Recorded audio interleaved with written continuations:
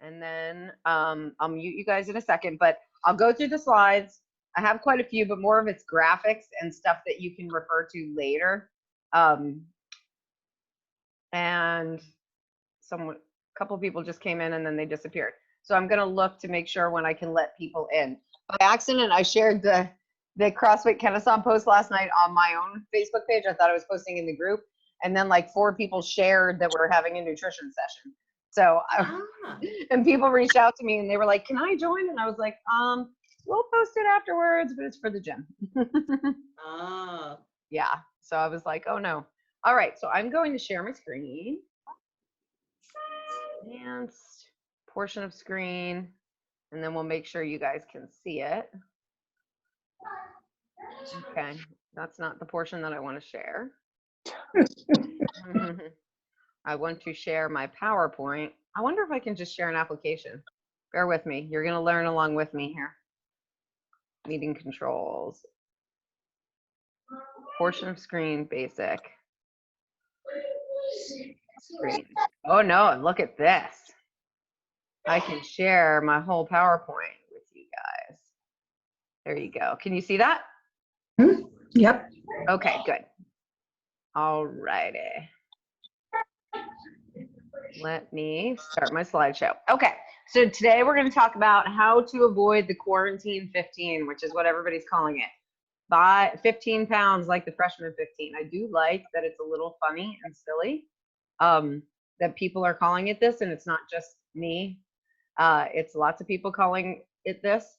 But part of the problem and a lot of the jokes going around on the internet, as I'm sure you have seen, are talking about people just eating all of the M&Ms and the chips and eating all their snacks, and that's what they're doing the entire time. And we want to talk about tips and strategies to avoid that. And Miss LaDonna today told us that she isn't having any issues with that at all because she has no time to snack. So she has to make sure she's getting the right nutrition as well. But some people are going a little overboard. So today we're going to talk about how to make you guys experts in nutrition. We'll also talk a little bit about the mental health and how to manage it, because some people are just starting to learn how to work from home and be home a lot. And then how do we become super soldiers in our fight against COVID-19? Because we are being attacked by an enemy that we did not bring on, and it's kind of like we're at war. That's the way I'm looking at it. So we're at war, guys, and we're going to fight, fight, fight. All right? So here's the agenda. We're going to talk about 6 simple steps to easily avoiding the quarantine 15. Then we're going to talk about why is nutrition so important, especially now. Some quarantine eating lifestyle changes to think about, some general tips to avoid and manage mindless eating and anxiety-driven eating, which a lot of people are doing these days. And I've heard from a lot of people who are reaching out to me that they just are starting to eat and they don't know why, and what can they do to think about that. We'll talk about specific guidelines of types of food to eat. And I do have some working from home tips from a grizzled veteran. That's me. That's me. I worked from home for at least, I don't know what happened, 8 years.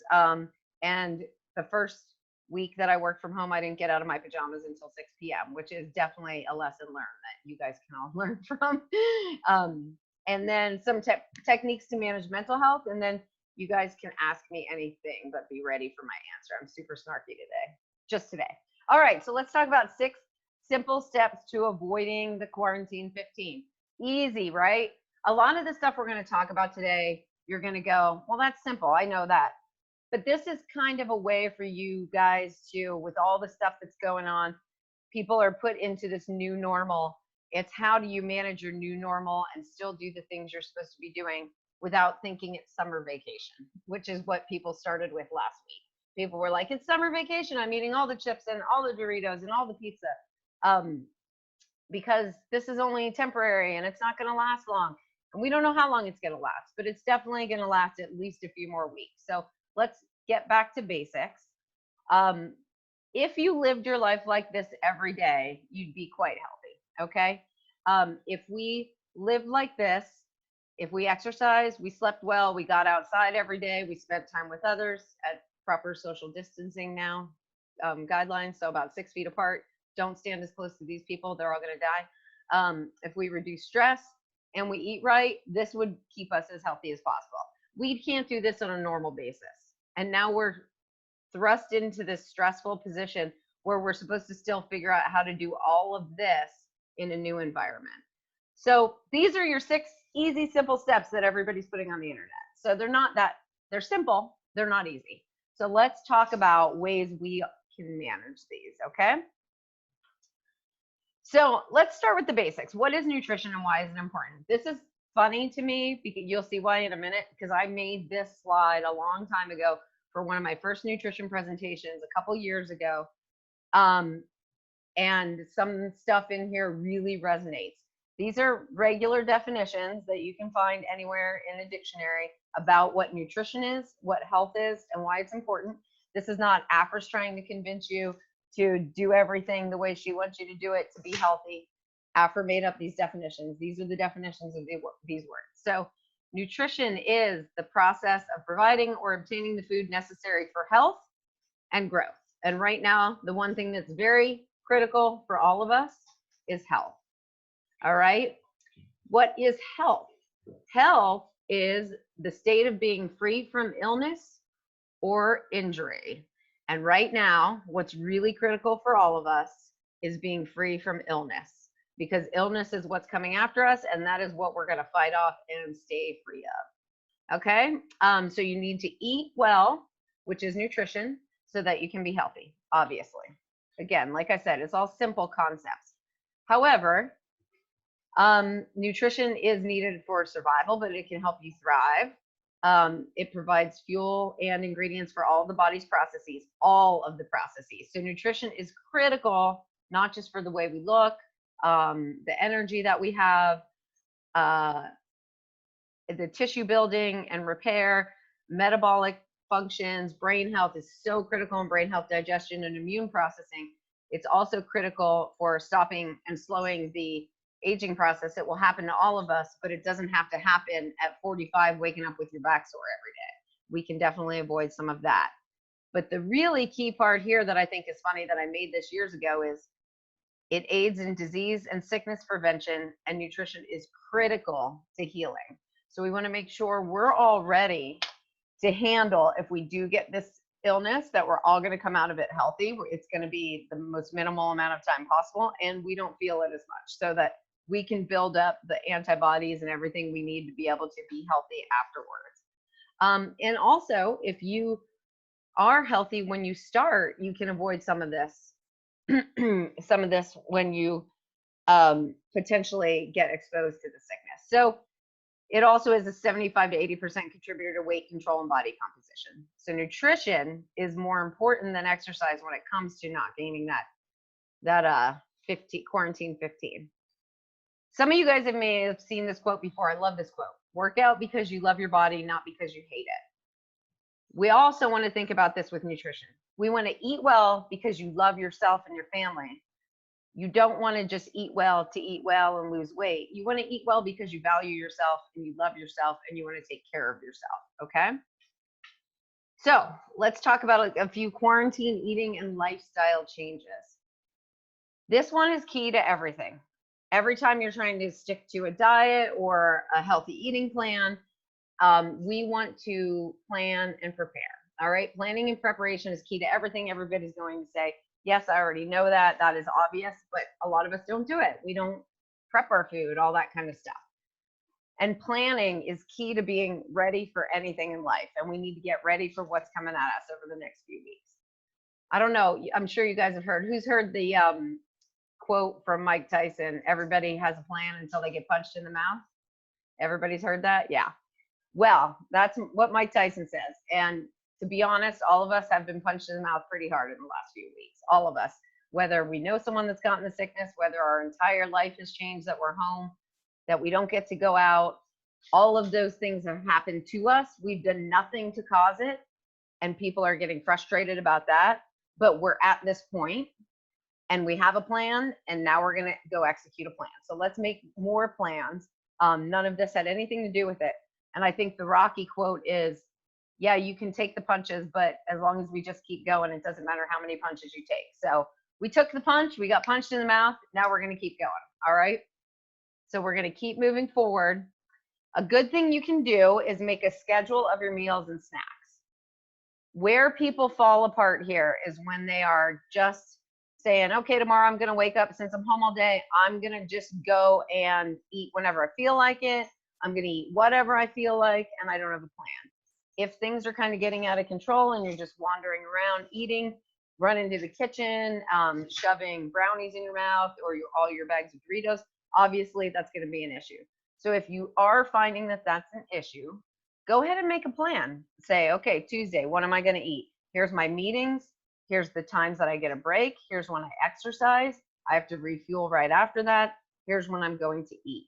And then if you need to prep meals because things like work, LaDonna, are restricting your day, so you're not getting to eat when you want to, or parents have turned into teachers and they have to have this homeschool times, or you're working out in the morning and you need to eat after that and you're not used to it, your post-workout meals, plan out that day, write it down, sit down, take a piece of paper out and say, what does my day look like tomorrow? When am I going to eat? When am I going to snack? And what do those look like?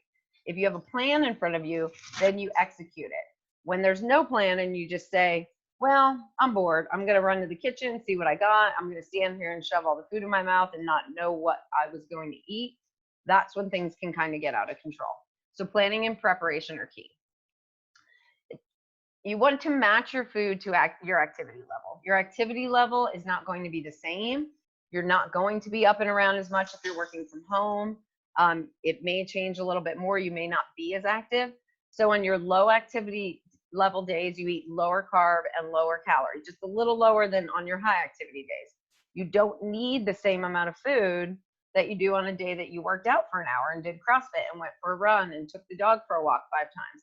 If it's raining and you're not getting out as much, you want to make sure that you're managing your level of energy in with your level of energy out. On your high activity level days, if you want to eat some carbs, try to eat them around your activity. If you're binging Netflix for 9 hours, you don't need to eat rice and pasta. If it's Tiger King day, you don't need to eat rice and pasta, which I highly recommend everybody watch Tiger King because it's amazing. You can't believe there's people like this in the world, but they exist and they make you feel better about yourself. This is what everybody needs right now. That's why it's such a hit. That's not why. There's a million reasons why.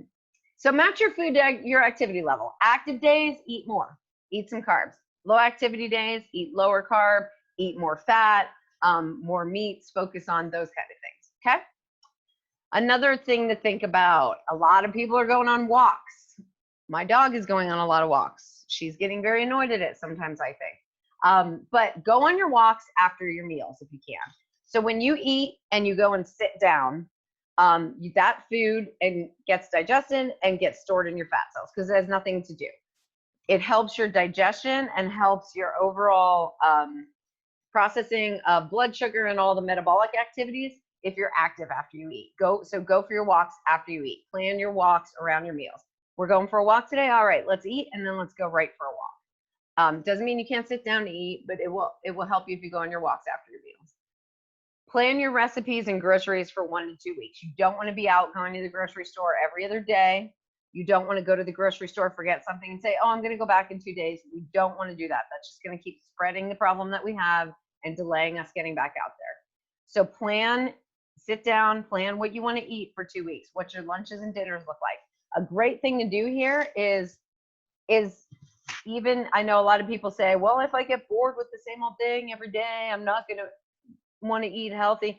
Well, one thing that helps is to kind of reduce variety when you're trying to be careful with what you're eating.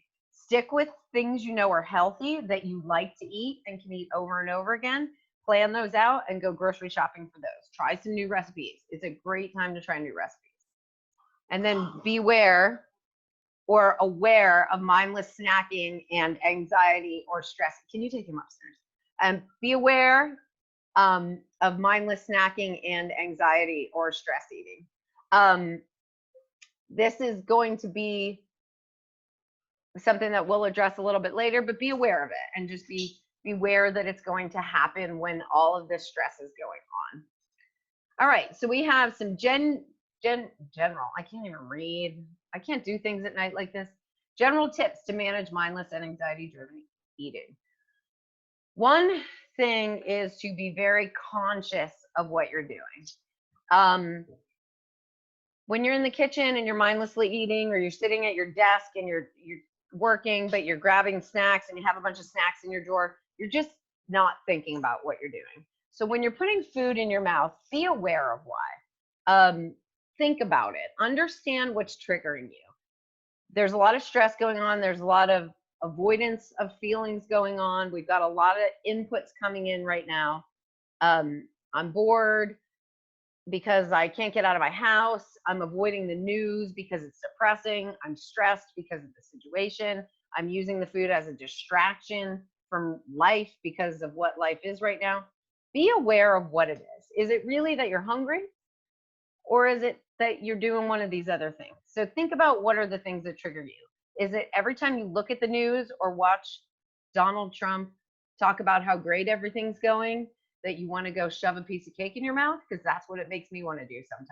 So just think about it and be aware of that, okay?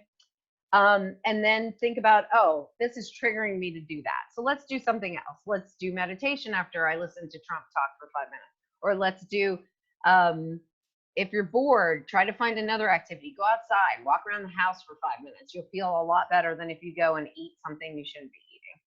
But scheduling your meals and snacks will help with this too. If you say, I'm only eating at these times, that'll really help you. Another tip to manage it is have your healthy snacks ready to grab and go and portioned out. Pick small salads, beef jerky, cucumber and avocados, whatever your healthy go-to snacks are, have them portioned out, ready to go. So when it's snack time or you want a snack, you can walk in, grab it out of the refrigerator, and it's ready to go and it's there to go. So pre-portion them out. Stay hydrated and full of electrolytes. If you stay hydrated and full of electrolytes, you won't feel hunger sometimes. Sometimes when you're thirsty, you feel it as hunger. It manifests as hunger. Water, coffee, tea, but be careful with the coffee. Some people will sit all day with coffee and just drink coffee nonstop all day long and not focus on getting in water and just fill up with coffee and tea. That is so me. When I work from home, I would just make pot after pot of coffee. So make sure you guys are very careful about what you're drinking, but water, coffee, tea are great substitutes. When you're hungry, go have a cup of tea instead. Have a mushroom coffee. That's what I have, a decaffeinated mushroom iced coffee right here.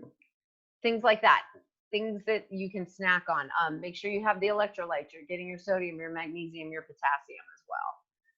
Make snacking inconvenient. So either have your healthy snacks ready and portioned out to go, or have snacks in a completely different room. Don't have bags of snacks sitting in your desk right next to you where you can just grab and shove them in your mouth all day long. Like, this guy's not listening to me on this conference call or this video conference, and now I'm going to just shovel nuts. And well, nuts would be a healthy snack, but some people are not going to have nuts. I'm just going to shovel all the food in my mouth. I was just going to say I'm going to shove all the nuts in my mouth, but I don't want to say that. So make snacking inconvenient. So make it where you'd have to physically get up and go and do something to go get a snack if you're trying to snack because of some anxiety reason or trigger. Another thing that's a good trick is keep evidence of what you've just eaten. So say you eat lunch and you're full, but sometimes when you start eating, it triggers your body to want to just keep eating. That does not mean leave every wrapper of everything you've eaten for the week sitting in front of you on your desk or wherever you're working. But it does mean leave your plate there so that you know, I did just finish a meal, and you can leave your plate there till later because that triggers your brain to go, oh yeah, I did just eat. They did this study where people were eating chicken wings and they just kept refilling it. And what they were doing with the several groups of people was, one group, they left all the chicken wing bones out. And then another group, they kept cleaning up out the chicken wing bones and the plates and giving them new plates. And the people that still had the chicken wing bones ate like 25% less wings overall than the people that had the chicken wing bones still sitting there, because they had evidence of, I've eaten this and I've already eaten. I don't need to mindlessly keep eating the chicken wing, which is a really silly thing. But, you know, science, I love it. Avoid processed or packaged foods with junk ingredients, which we'll talk about later too. Eat satisfying, satiating foods like healthy fats, avocados and nuts and fiber. They'll fill you up more. They won't give you that trigger to eat again. If you're eating the high calorie empty foods, they actually suppress your hormone that tells you you're full, and you will just be able to keep eating. They've done a lot of science on this. This is why people can eat a whole bag of Doritos at one sitting, which I keep using Doritos as the example, but I hate them because they smell like feet. But that's what people eat a lot of is Doritos. I think they smell like terrible feet. Do something else. If you think, hey, I've eaten, but I feel like I want to go eat because maybe you're bored or you don't understand your triggers or you're not in a space to think, go ahead and do 10 air squats, do 10 sit-ups, do 10 push-ups, take deep breaths, stand up and stretch, go outside, do something else first, and then really evaluate, am I really hungry or not? So these are the general tips to use. You guys can print it out, you can put it on your desk, whatever you want to do, and you can get up and stretch just like that little kitty cat. I thought he was cute. So another reason why snacking all day is, well, I spelled constant wrong, but I didn't get a spelling error check on that. Snacking all day is a bad idea. When you eat, it triggers your body with something that's called mTOR. mTOR is our growth trigger in our body, and it tells our body, go ahead and build. You're eating, so go ahead and build. If you signal your body to build all day long, every day, every minute of the day while you're awake, that is bad. That's where tumor growth comes from. That's where insulin resistance comes from. It starts triggering your body to be unable to use body fat for fuel because it keeps thinking fuel is going to come in all the time when you need it. So it doesn't burn body fat as efficiently. mTOR is great if you're refueling, you're trying to build muscle, but if it's a signal that's on all the time, your body's constantly thinking of building. So actually leaning out is bad for it. It doesn't allow your body to produce some other nutrients it needs when you're in an unfed state. So snacking all day is a terrible thing to do all day, every day. The longer you can go in between meals or shortening your eating window in the day, the better it is for your metabolism and just the overall way your body functions with insulin and blood sugar. So that's just a quick, cute one that I liked. So how should I eat already? So how should you eat? Right now, to be honest, we should all be eating to support our immune system. Nutrition is 75 to 80% of health and wellness, but it's still just a piece with recovery, stress management, exercise, and hydration, which we'll talk about. But we need to eat to support our immune system. And what does that mean? So our immune response, say you skin your knee, it gets cut open and a bacteria comes in, or say there is a virus that's around that maybe a lot of people are getting that we may or may not have heard of. It's an invader in your body, and your immune system goes, that is something that shouldn't be here. That's something that doesn't help my process. That is a bad thing. Let me get that out of my body. So what your immune system does is it sends out immune cells, it sends out white blood cells to destroy and attack the invader. And then what happens is it destroys it and attacks it, and it learns from it. It says, okay, I attacked this thing and destroyed it. I don't want this thing to come here again. I'm going to potentially see it again. And then it develops these things called antibodies. And the antibodies are what happens when you build up a resistance to something. This is why Corona and COVID-19 is so bad. We have no antibodies built up. We've not seen it before. It's a new virus. This is why SARS was bad, is nobody's ever seen it before or built up an immunity to it. So we don't have any of these antibodies. So our body sees it for the first time and has to kill it off. It's a really rough one to kill off, but then it can develop antibodies against it. That's how our immune system works.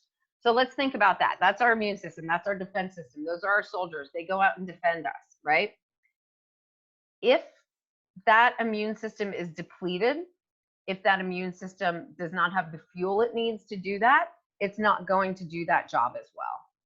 And what depletes it is spreading it out too thin, not having enough soldiers to go after the things that it needs to go after, suppressing it, having an autoimmune condition, all those kinds of things. What causes those things to happen in your body? If you eat foods that are inflammatory and cause an immune response, like gluten, dairy, sugar, the crappy oils, your body, if you eat those every day, Doritos, Your body is constantly sending out immune cells. Every day we're fighting off something. We have cancer cells in our body right now, every single one of us sitting here. But our body, our immune system is going out and killing off those cancer cells. Then you get a sickness like COVID-19, or you break your ankle, or you're sore from working out, and your body is sending out immune cells to all those different things at once. So that it's diluting the effectiveness of your immune system. So when you take in as food, as your fuel, something that's diluting your immune system's effectiveness, it's harder for you to fight off these things. So what we want to do is eat right now to support our immune system. So that means anti-inflammatory foods, foods that our body can digest easily and handle easily, that aren't causing issues. We want to make sure we're not at risk for other things. So trying to stay safe. If you're sore, taking care of it, recovering, all those kind of things. Does that make sense? All right, so that's how the immune system works. And then this is just a little drawing of how an antibody works, just for your fun information about how when we get COVID-19, we'll not get it again. The virus comes in, antibodies attached to it, and it will kill off this virus and make it ineffective. They will neutralize the virus. We don't have these yet for COVID-19, but we're going to get them. Everybody's going to get them, whether you get it through an immunization or we get it by contracting the virus. So that's how our immune system works. All right, so we're going to eat to protect our immune system. So let me tell you what you should eat. You should eat highly satiating, clean foods. Get those nutrients in. What does that mean? That means meats, beef, fish, and some chicken. Some people are afraid to eat beef because we've heard that red meat causes heart disease from the 30s and 40s. All those studies are epidemiological studies, which means they are not studies that are causation, they're correlation. That means, yes, people in that study ate meat and they got heart disease. However, what they didn't go into was, what else did they eat? Did they eat a pound of French fries that was fried in canola oil with every meal? Do they smoke? Did they exercise? Were they completely unhealthy? What were all the other factors that contributed to those diets? So people have this thought that red meat causes heart disease based on these studies that were funded by the sugar industry to say red meat and those things cause heart disease. What it really comes down to is metabolic dysfunction. It comes down to heart disease and diabetes and all that stuff. So don't be afraid of beef. I'm going to show you something in a second that shows you how nutritious beef can be.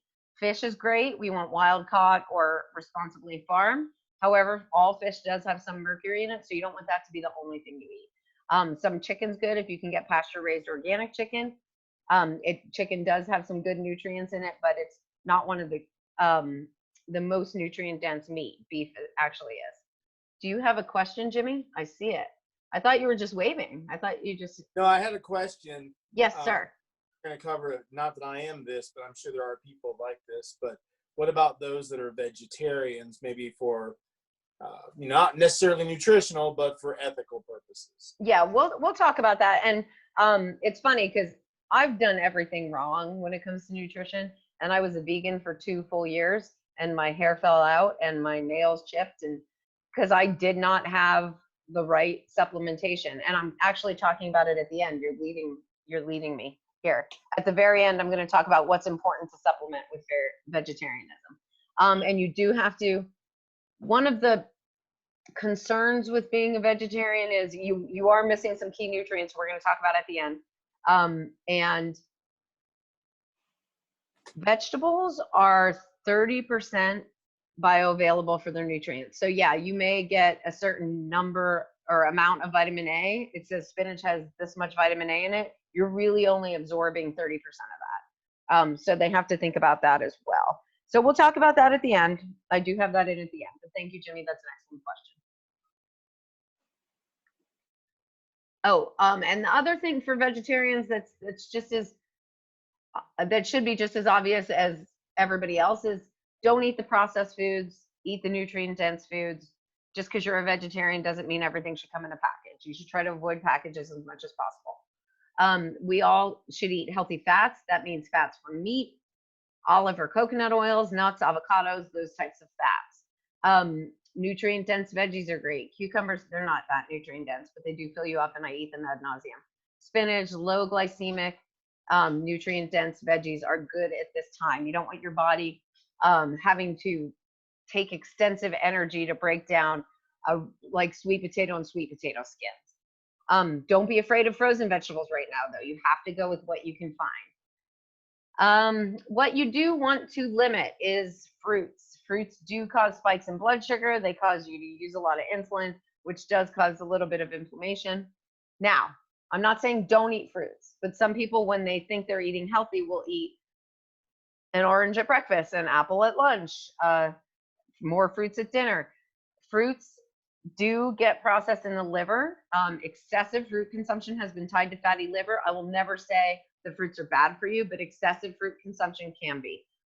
Berries are the best fruits to go with. They're the lowest glycemic. They cause the least blood sugar spike, so that you won't get that dip in the afternoon. Stick with berries if you can. Bananas are great after workouts because you're going to absorb that sugar quickly.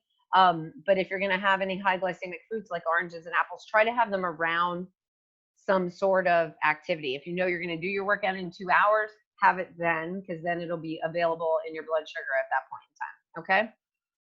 We do want to limit high glycemic, low carbs for the same reason. They're going to spike that blood sugar. There's not that much nutrients in them to begin with. Sweet potatoes have a little bit more than the other ones. These are awesome carbs. They really are. They're clean carbs. I like them, but right now, if you want to support your immune system, support your body, keep it as healthy as possible, limit these. Don't have them for 3 meals in a day. If you're going to have them for one, have them around a workout or after a workout or before a workout or activity. Limit the healthy dairy. Dairy is still inflammatory, no matter what. Even if you're eating the healthy stuff, Greek yogurt, healthy cheeses like goat cheese or raw cheeses, it's still inflammatory for your body, especially for you people with allergies. This is a huge trigger for people with allergies because it definitely causes a histamine response in everybody. It's just a matter of how much your histamine response is. You may or may not really feel the trigger, but some people during allergy season, it will really trigger their allergies. So limit it. If you need to have your dairy and you want to have your dairy, have 1 or 2 servings in a day, but not much. Have small servings at a time. It's when you go overboard with it that it gets rough. So just looking at nutrients and micronutrients in the foods that you eat. If you look, everybody thinks apple, blueberries, kale, they're so full of micronutrients. But if you really look at where the highest density of nutrients come from per serving, it is in the beef. And believe it or not, in the organ meat. Blech. Trust me, I don't love liver. It does not taste great. But all you liver lovers out there, my mom loves liver. It is so good for you. You can also get dried liver supplements that are helpful, but most of your micronutrients, these help support all your body processes. And especially with you guys, because you're active CrossFitters and you're active all the time, these are very helpful for you. And it comes from beef. Beef and beef liver are the highest in a lot of the stuff. Now, not the highest in everything. Obviously, kale's a little higher in calcium, and that's always a concern with people that eat more meat than they eat veggies. Vitamin C comes a little bit higher, but this isn't even close to the amount we need in a day. And we'll talk about supplementation later, but this is to show people, don't be afraid of eating meat. Eat the meat. And you can freeze it, you can use it, eat the meat. So what to avoid? As always, what I tell people all the time to avoid, especially right now, it is key to keeping you healthy, is avoid processed foods, which consist of anything in a package, vegetable, canola, processed oils, anything inflammatory, gluten, dairy, sugar, blood sugar triggers. Everybody knows how I feel about gluten. Gluten presents in your body like a bacteria or a virus does. Your body looks at it and says, this is something bad. I need to get it out of here. Your immune system starts to react. So if you eat a piece of something, a little something with gluten in it every day, your body's always going to have a high inflammatory response to that. You may not feel it, which is fine. And that's great that you don't feel it, but it's happening. So everybody knows how I feel about gluten. But if someone came up to me and said, so it's either a choice between gluten or canola oil, what do you think I should eat? I would tell them to eat gluten all day long. Canola oil and the vegetable and processed oils, the overly processed oils, have such a terrible effect, not only on your body and your immune system, but on your brain as well. They rip apart your brain. They cause a lot of problems with brain. They're tied to a lot of the dementia and Alzheimer's. And they are simply the devil of food is what I call them when I'm telling people. So to be really clear about that, vegetable, canola oil, processed oils are the worst thing you can possibly eat. Please substitute them all with olive oil, coconut oil, whatever oil you can stomach, even avocado oil, those types of oils. And the next worst thing is gluten, dairy, and sugar. And a lot of people will say to me, well, but I eat healthy all day, and then I just eat one thing at night that's bad for me, which has gluten, dairy, or sugar in it, or this. So I'm doing really well. I'm eating 80 to 90% well, and then I just have one bad thing. But let's think about your car, okay? You put gas in your gas tank, you put oil in to lubricate the system in your car. Say you had 80 to 90% really good oil or really good gas, and then you put sand in as the other 10%, which is going to cause issues, right? So you put sand in, what happens? Your car breaks down sooner, you have problems with it, it makes noises, it creaks just like all our joints do. It causes a lot of problems. So 80 to 90%, I'm not saying you have to be 100% perfect, but if every day you're including inflammatory foods or some sort of treat that you need, you're going to be taxing your immune system. And right now, it's key that we keep our immune systems going. We are trying to make sure we're as healthy as possible so that we either don't get the virus or our body fights it off quickly, okay? So that's avoiding those foods. So that's what you should eat. So that's all the nutrition piece of it. Just a couple more things, tips for working from home, and then some tips for mental health and trying to keep our sanity in these times because we got a lot going on. So working from home, one big thing that wasn't in these 9 tips, I really like this chart for the 9 tips for working remotely, is scheduling.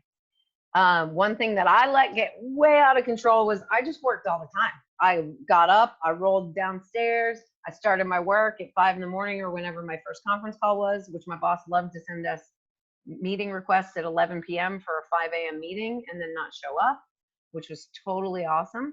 We love that.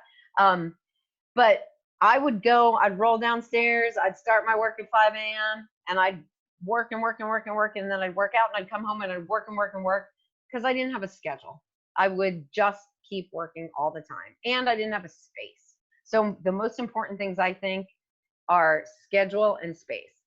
Schedule your work time, know when you're going to eat, schedule your workouts, schedule your mental health time, whatever that is, Tiger King. Schedule anything that you need to get done during the day. You need time away. If you just work nonstop, yes, you'll be an employee. Yes, you'll work, but you're not going to be efficient. Your brain needs breaks so that you can get away from it and think about it. If you think about where your best ideas come from, when you're thinking the most clearly, it's when you're away from work. It's not when you're in a meeting brainstorming about it. It's when you're out for a run or you're walking the dog or you're driving somewhere. That's when your brain is open and free to think.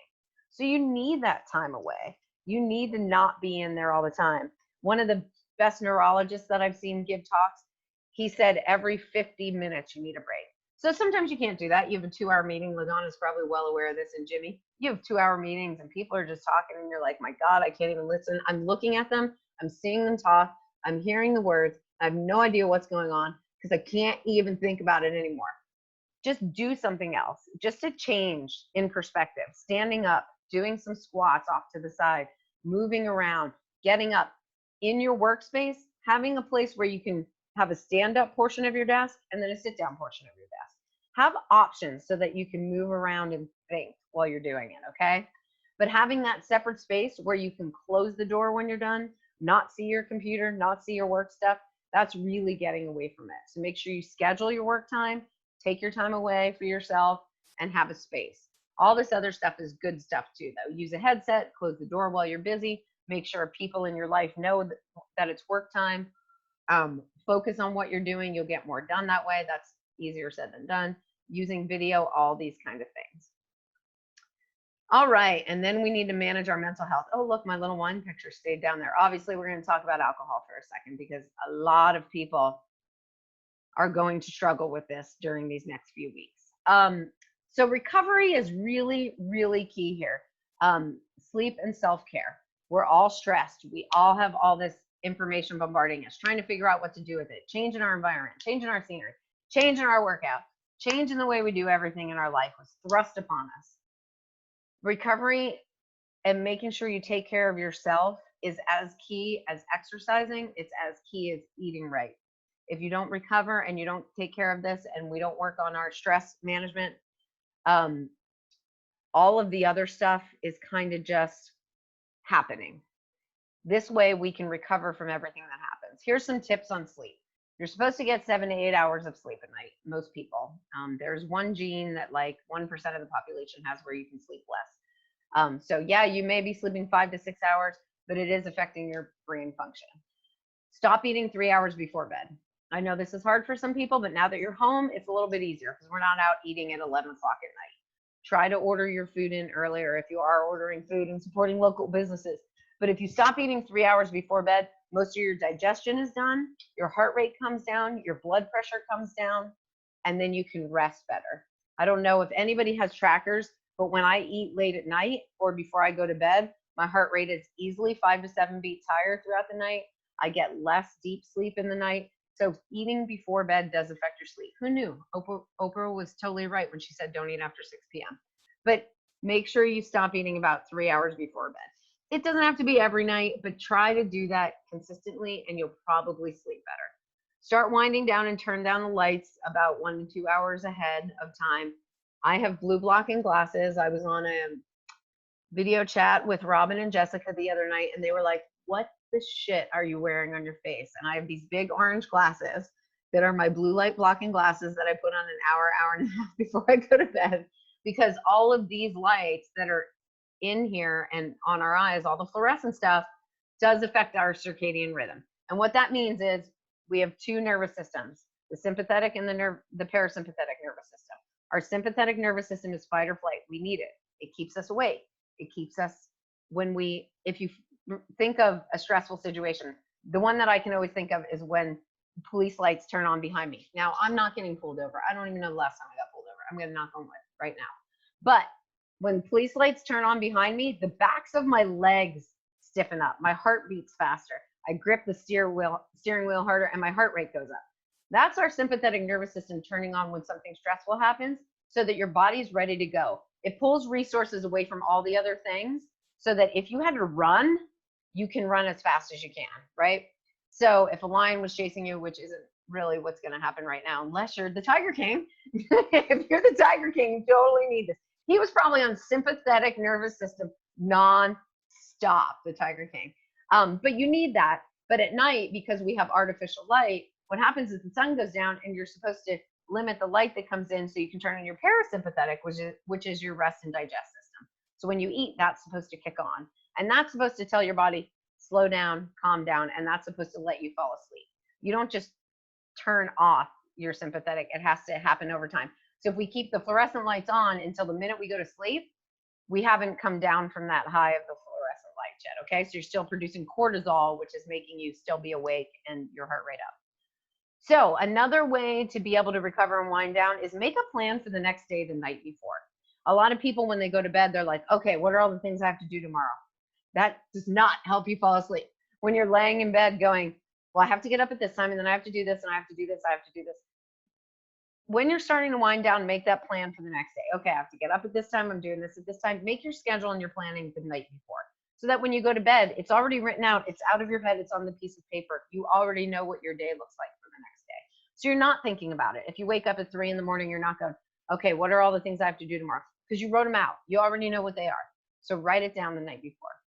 Another thing, when you go to lay in your bed, there's deep breathing techniques that you can use. If you feel like you still can't fall asleep, there's two that are really key to help you fall asleep in deep breathing. A lot of PTSD folks use these. There's the 3-7-8. You take a 3-second breath in through your nose. You hold for 7, and then you blow it out for 8 until there's no air left. And it really relaxes you. You'll feel your shoulders come down. You'll feel your jaw relax. And there's also box breathing. Johanna said she's really seen benefits from this. You breathe in for 4, hold for 4, out for 4, and then hold again for 4. And do those, repeat those over and over, and eventually you'll fall asleep. Sometimes I count wall balls in my head. I know that sounds really silly, but it's so boring that I just pretend I'm doing wall balls in my head. All right, so stress management. We all need a little stress management. I used to laugh at meditation. I would be like, I can't sit there and think and breathe for 10 minutes and not think about my groceries or going shopping or doing all this other stuff. That's ridiculous. How silly. That's so woo-woo. Meditation helps you more than you would ever know it. It's the only thing that maintains the gray matter in your brain to help keep your brain function longer. 5 minutes of meditation twice a day will maintain your gray matter. Nothing else does. So whatever meditation is for you, use a meditation app. Just sit there and breathe. If you let your mind wander, that's fine. Just bring it back. Just close your eyes. Try to relax. Pretend you're on the beach. Yoga is great. Just stretching in general is a form of meditation. Also, one thing we need to think about for stress management right now is how to manage your media. I hear a lot of people saying, don't look at it. Look at it every 2 days. Spend an hour looking at it. Spend 10 minutes looking at it. All this information about the coronavirus. Don't pay any attention to it. Don't watch Trump. You do what's right for you, but you have to figure out what that is. For me, I'm a data person. I love data. I can step away and look at the numbers as data. What's going on in China? What's going on in Italy? What does this mean? What does that data mean? Yes, we know the numbers aren't right here. That to me is exciting. I don't let it stress me out. But if I look at it nonstop, that's all I'm doing is looking at the numbers. So I do have to take some time away. If looking at it stresses you out, if thinking about it stresses you out, stop doing it. Stop doing it. Do it when you can. If there's some level of need to know for you, schedule it. I'm only going to look at it at night because all the numbers are in. I'll look at the summaries. That's it. 10 minutes. That's all I get on it. Set limits and boundaries for you. What's right for you to manage the media right now? And oh, by the way, I got to be honest, I love all the brackets and the lists of 100 movies and all that kind of stuff. So I am on Facebook a lot looking at that stuff when I need my downtime. That's my downtime. So also make sure you take that time for you. Binge watch some shows. Just don't binge watch 20 hours in a row and then feel bad about it. Schedule your binge watching time. All right. And this will all make your brain a little bit better. All right. Let's talk about alcohol. Some people are starting their alcohol consumption at 12:31 the minute they get off of the workout at 11:30. This can get a little bit out of control. All right. So we have to manage it. We have to be mindful of it. I know it's hard when people are at home. I know it's very difficult in times like these. I myself have not had a drink. I don't know in how long, weeks and weeks and weeks, because I'm really enjoying working out. I don't want to feel like crap. And I know in a situation like this, it could become a problem for me. And I could want to turn to alcohol to make me feel better about things. I don't want to do that. But you have to think about how alcohol affects your life. Some people can manage with one drink, and that really does help them de-stress. I am no one to tell people not to do that. Why not? If that makes you feel better and one drink is fine for you, go ahead and do that one drink if that makes you feel better. It's when people are starting to have 4 or 5 and it's their only way to cope with what's happening that we need to make sure we're backing off and being a little more conscious about it. So alcohol can negatively impact your sleep. There is not one beneficial thing in alcohol. Sure, red wine has a little bit of resveratrol, but there's nothing beneficial. It causes an inflammatory response. Alcohol is bad for you. But if it does really help you de-stress after one drink in a day, then I would rather people have that one drink if they can manage it than not. So 1 to 2 glasses, typically it's 1 for women, 2 for men, stopping 2 hours before bed has been shown to not negatively impact sleep. That should be kind of a limit people are thinking about if we want to stay as healthy as possible right now. Avoiding it altogether is the healthiest way, but that's a way to limit it. Organic sulfate-free wine is great. Clear liquors are good. Avoid all the sugary mixes. But sipping on it's great. Being mindful of it when you're doing it so that you're not just pouring and pouring and pouring is also a good strategy. We had to talk about alcohol. It's definitely the elephant in the room because of all the memes and all the people that I know that are starting their alcohol consumption at 2 in the afternoon when it's usually 6 at night. Alrighty, guys. So last thing I'm going to talk about is some natural supplementations for immune support. I did do a post about this in the CrossFit Kennesaw website. For the healthiest, most potent immune boosters, they are not going to, if you get COVID-19, they are not going to cure you of COVID-19. But you can take these things every day so your immune system is as strong as possible if you do get it, and they will reduce your symptoms and help your body fight it as best as possible if you do get sick or something happens. You could take these things every day. It's funny because all the supplements that I listed out for you guys, I had at my house. So I didn't have to go buy one thing because I take most of these things every day except elderberry and oregano oil. So this was a good little graphic. I really liked it with vitamin C, elderberry, zinc, and vitamin D. Vitamin D, you need to have vitamin D3.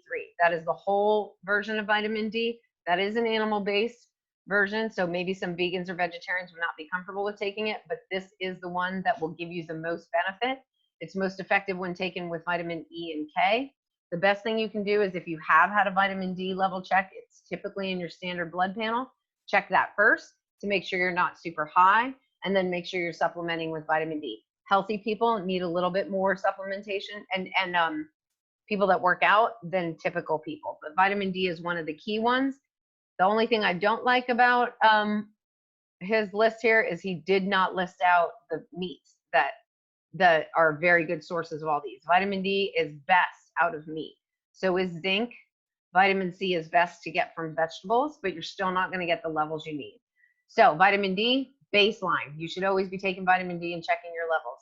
Zinc is something you can take every day, but you don't want to overdo zinc. You can get this in a lot of foods, especially seafoods. If you're sick, though, these are key to take. Key. Elderberry for sure. Elderberry syrup tastes like berry pancake syrup. So if anybody has any problem taking this one, that would be an issue. But it's a great antibacterial and antiviral. COVID-19 has a huge viral load. That's what they're seeing in people. So antivirals are really critical right now. Elderberry is a really good natural antiviral. Vitamin C. So let me give you the skinny on vitamin C. Vitamin C is different for everybody. Your absorption level of vitamin C is different than Robin's absorption, than my absorption of vitamin C. It should be about 1,000 to 2,000 milligrams a day. However, active people use it a lot. Vitamin C makes your white blood cells, which are your immune cells, more efficient. So if you need your immune cells to be going and attacking stuff, you need vitamin C to keep those things doing their job. Okay, that's why vitamin C is one of the most critical right now. I just saw a paper come out of how they're treating people with COVID-19 that aren't getting any results with anything else with high doses of IV vitamin C. They're doing like 24,000 milligrams. Do not take that. You will shit yourself and be in the bathroom for days, okay? So vitamin C can be toxic at high levels, but toxic means just that. Your body will poop it out the back of it as fast as it can if you have too much. So the way for you to actually figure out your personal vitamin C tolerance, and yes, I've done it, is you take 1,000 to 2,000 milligrams of vitamin C every 4 hours. And then when you go to the bathroom, that's how much you need in a normal day. And that's on an average day. So my level is 4,000, if anybody cares to know. But one time I was sick and I took 4,000 milligrams of vitamin C every 4 hours the entire day, and I didn't go to the bathroom at all. So when you're sick, you can do mega doses of vitamin C, and you'll use it because your body's putting out those immune cells, and it needs the vitamin C to keep putting them out and then making them strong. So the vitamin C is really critical. They're actually also curing some cases of metastatic breast cancer. Sorry. So metastasized breast cancer, they're curing with IV vitamin C as well. So vitamin C is really potent. Some other good ones to use are glutathione. That's a big anti-ager, but what it is an antioxidant. Oregano oil is amazing. It is hugely antiviral, so it's very critical. And then a B complex, because we don't get enough B vitamins, and B vitamins, a B complex will have all the critical B vitamins that we might be missing out of our diet. So, Jimmy, here's your vegetarian answer. Vegetarians are severely deficient in zinc, all B vitamins, and selenium, because you can only find these in the right amounts that your body needs in meats. So anybody you know that's a vegetarian, guys, zinc, selenium, and B vitamins, and these are critical for fighting off disease and illness. And they are going to be deficient in these if they just eat regular vegetarian or vegan diets, especially vegans, because they're not getting any amino acid profiles and they're not getting any of this stuff. Amino acid supplements are also good for vegans and vegetarians. All right. So now that you just listened to me talk, you guys all pretended to be paying attention pretty well. Jimmy, you. I was doing other stuff, but I was listening the whole time. Oh, were you really? Multitasking. This is what I do at work. So I will quiz you. All right, guys. What questions do you have? Where does one find selenium? You can get it in any supplement form in any store. You can probably find it in Kroger, Publix. What about foods aside from meat? Are there any? Yeah, selenium is in seafoods and meats primarily. I think it's in algae, but let me just check real quick. But you can't find it in vegetables. Selenium is one of the number ones. And vitamin D3, obviously, because that's only derived out of animals. Interesting. Okay. Yeah. I mean, if people want to be vegan, vegetarian, more power to them. I did it for 2 full years, but I didn't know enough about supplementing to be able to make it as healthy as possible. Right, right. I wish I would have known. I probably would have stayed vegan and vegetarian longer. I did it for ethical reasons. One day somebody ordered veal, and I don't know why that day it hit me where veal comes from. And I just pictured this poor baby cow that wasn't allowed to, or poor baby lamb that wasn't allowed to stand up, and baby cows and in their little cages and crates. And I was like, I'm done, never eating meat again. And for 2 years, I didn't eat a piece of meat. Wow. Yep. And then my hair started falling out and I look like a cancer patient. I was gonna say, what, football came around and wings came up? No, I don't cave to that kind of peer pressure. You've met me. I was Selenium or eggs have selenium, so vegetarians might be okay. Gonna ask, besides, you mentioned about beef liver. I'm not a fan of beef liver, but I like chicken livers. How does that compare? Chicken livers are good. They also have some of the other nutrients that you're not going to get. If you think about our ancestors and people from the old country that are healthy, like What? I was going to say Italy. But yeah, if you think about people like that, they ate the whole animal, right? They didn't let anything go to waste. They used all the bones to make bone broth. They used all of the parts of the animals, and it's a very healthy way to eat. So if you can eat chicken livers, that's good.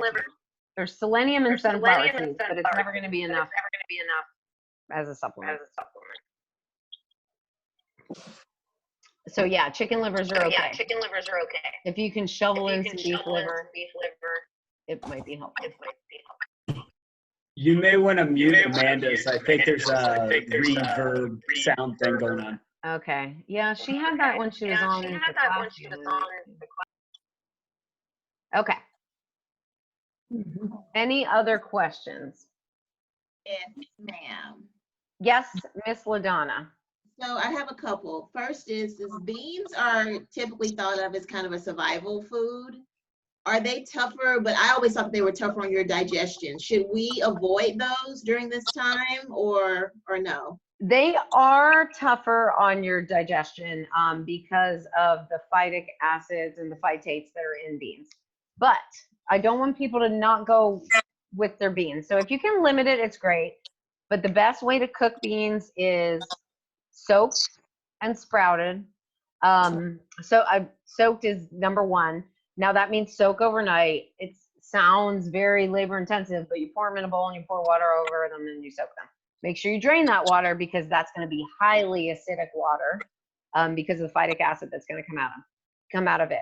And then pressure cook the beans. That takes away a lot of the phytates, a lot of the phytic acid, and reduces that stress it's going to cause You in have your pressure digestive cooker? system. What's that?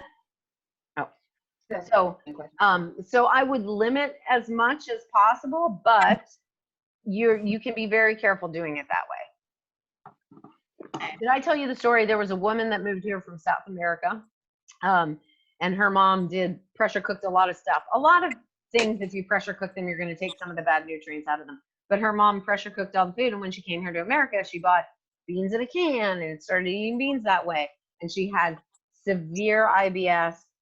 She'd never had it before in her life. And she had a really good doctor that worked with her. And she went back to her mom's way of cooking, and everything went away. Every single symptom. Only thing she changed was the way she cooked her beans. Wow. Very cool. Yeah. And lastly, for me, I normally take a couple of days rest during the week. Mm-hmm. Because I'm home and I have nothing else going on, I've found myself working out at least 6 days a week. Is there a such thing as too much during this time? There's two school of thoughts. One school of thought is there's never too much working out, there's too little recovery. And the other school of thought is there's definitely overdoing it. So you have to feel your way out. One thing you can think of is maybe one of those days taking as an easier day. So yes, you could do the CrossFit class, you can do the workout. Don't lift as heavy, don't push as hard, kind of keep that heart rate down. Moving is always good. Moving 7 days a week, I think, is better than not. But if you're feeling run down, or you're feeling like it's getting in the way of anything, like your sleep is suffering, you're craving more foods, your mental clarity doesn't feel as good, then definitely take a rest day and go for a walk instead, something very low energy. But I believe that as long as you manage it, and you're not doing high intensity, pushing yourself to your limit every day, and you're getting proper recovery, that you can move every day in some way. Does that make sense? All right. And another piece of recovery that is something that I'm sure you guys have heard me talk about is hot and cold therapy. I know right now not everybody can get to a sauna, and I know you probably all have saunas in your house, right? So you can go to your sauna in your house.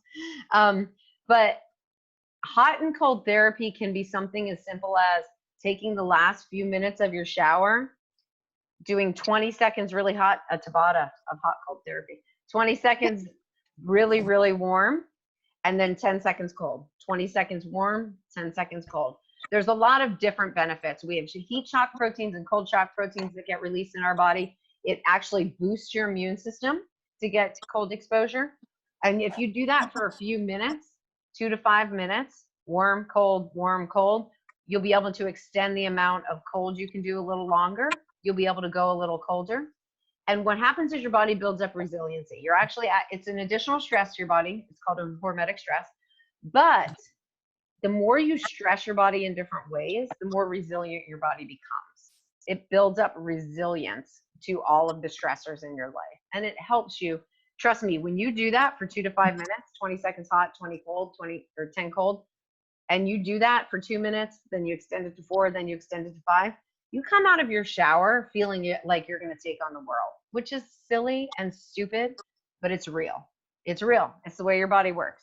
It will help, I promise.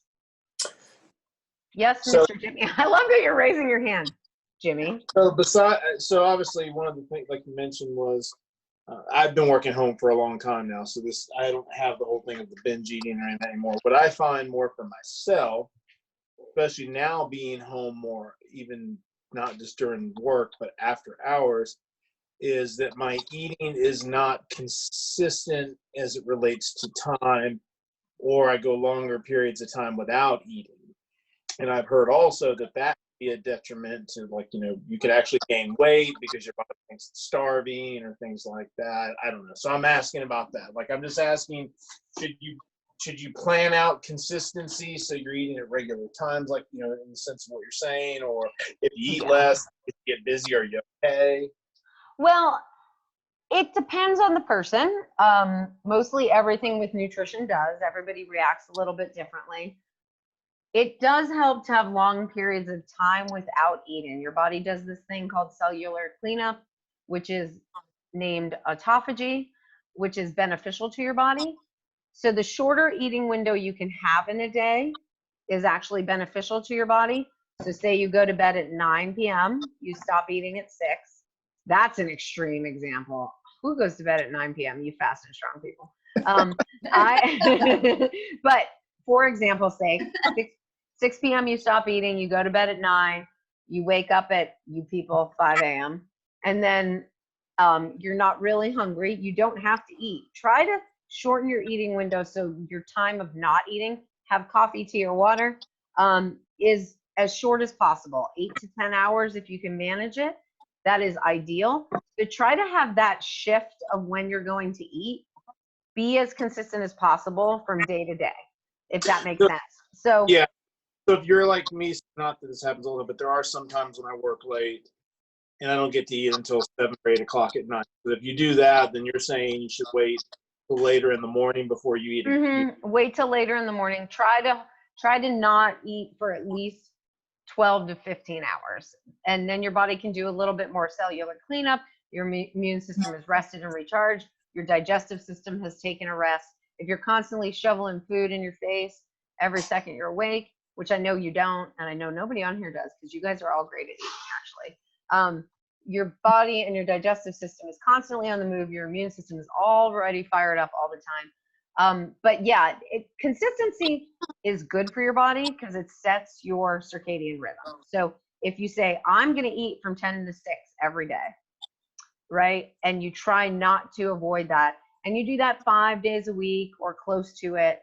But one day a week, you're a little off because you worked a little late, or it's Saturday and you want to have breakfast out with friends again someday, then that's okay. But try to keep it as consistent as possible. Like, this is Jimmy's time to eat. I have my first meal at this time. I try to have my last meal by this time.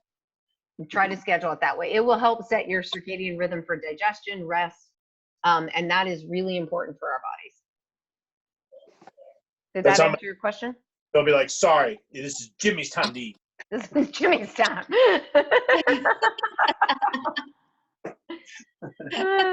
All right, guys. Any other questions? No? If you guys think of anything, let me know. Does anybody want the slides? I can send them out. All right. Thanks so much.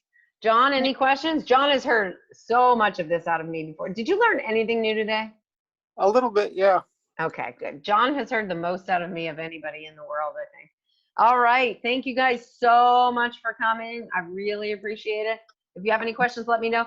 I recorded this, so I'm going to post it on YouTube and share it on my personal page and the CrossFit Kennesaw page. If you know anybody that can benefit from this, go ahead and send it to them. Or anybody that has any questions, send them to me. Okay? Thank you, Afra. We appreciate it. All right, guys. I appreciate you guys. Go have some wings now. Okay, go have your wings. Bye.